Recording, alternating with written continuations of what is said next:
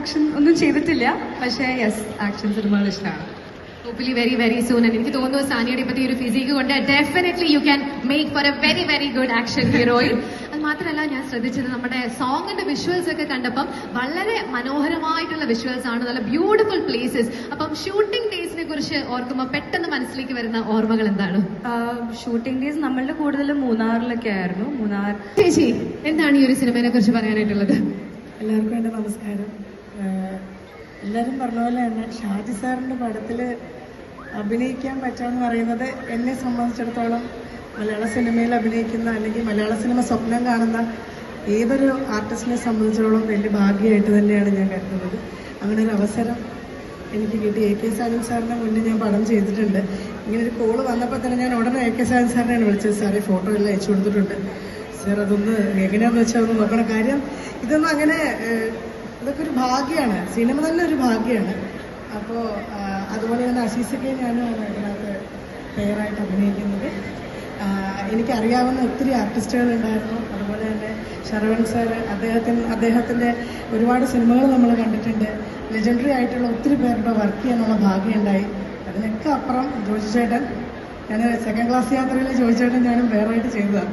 പിന്നെ ഞങ്ങൾ പിന്നെ ആ ലൊക്കേഷനിലാണ് കാണുന്നത്. വിളിച്ചില്ലെങ്കിലും സംസാരിച്ചില്ലെങ്കിലും എപ്പോഴും എല്ലാവരോടും ഒരേപോലെ, ആർട്ടിസ്റ്റുകളോടെല്ലാം തന്നെ ഒരേപോലെ പെരുമാറുകയും ഒരേപോലെ തന്നെ കരുതലോടുകൂടി സംസാരിക്കുകയും ചെയ്യുന്ന ഒരു ആർട്ടിസ്റ്റാണ്. അപ്പോൾ അദ്ദേഹത്തിൻ്റെ കൂടെ വർക്ക് ചെയ്യാൻ സാധിച്ചതിലും ഒരുപാട് സന്തോഷം. അപ്പോൾ പടം എന്തായാലും തിയേറ്ററിൽ റിലീസാവാണ്. എല്ലാവരും തിയേറ്ററിൽ തന്നെ വന്ന് കാണുക, എല്ലാവരും സപ്പോർട്ട് ചെയ്യുക. കിൻഡലടി ഉണ്ടെന്നാണ് പറഞ്ഞത്. ഞാനും കുറച്ച് കിൻഡലടി എൻ്റെ കൺമണി വെച്ച് കിടന്നു, ഇടിക്കാൻ പറ്റിയില്ല അല്ലേ. ഞാൻ അസിസിക്കാൻ നോക്കിയതാണ്, പക്ഷെ ഞങ്ങൾക്ക് ഇടിക്കാൻ പറ്റിയില്ല. പിന്നെ ഇതിനിടയ്ക്ക് ഓണത്തിനിടെ പൂട്ടുവെച്ചോടെന്ന് പറയുന്നതല്ലേ ജോഷി സാറെ, ഇങ്ങനെ കാണാൻ പറ്റുള്ളൂ. എന്നെങ്കിലും ഒരിക്കൽ സാറിൻ്റെ പടത്തിൽ ഒരു വേഷം, അതൊരു സീനാണെങ്കിലും അത് ഈ ഒരു അവസരത്തിൽ ഞാൻ സാറിനോട് റിക്വസ്റ്റ് ചെയ്യുകയാണ്.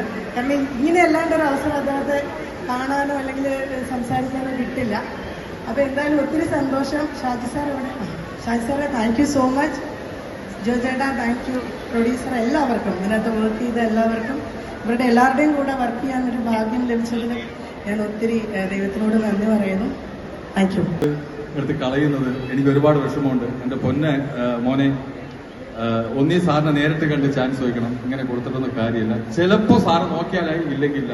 സാറിന്റെ തിരക്കറിയാലോ. പക്ഷേ ഇത് ഞാനൊരു ഇന്റർവ്യൂ പറഞ്ഞപ്പോൾ സാർ എന്നെ ഈ വരവ് എന്ന സിനിമയിൽ എന്നെ സാറ് നേരിട്ടാണ് എന്നെ വിളിച്ചത്.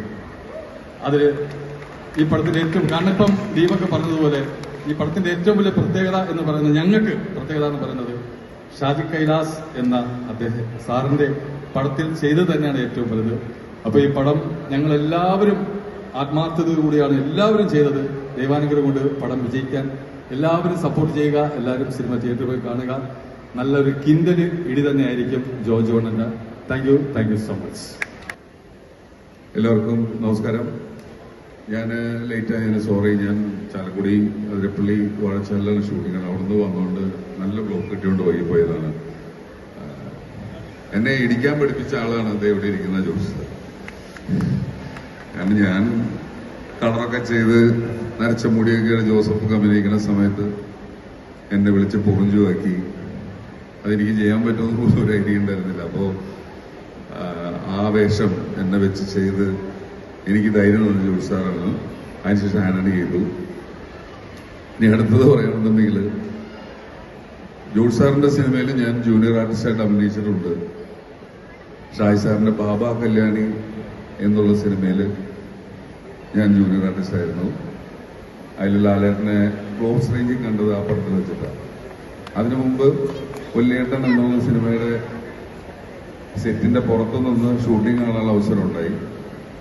അവിടുന്ന് ഇവിടെ നിൽക്കുമ്പോൾ ദൈവാനുഗ്രഹം അല്ലെങ്കിൽ എന്താ പറയാ, ഇതിൽ പറയാൻ വലിയ അനുഗ്രഹം വേറെ ഇല്ല.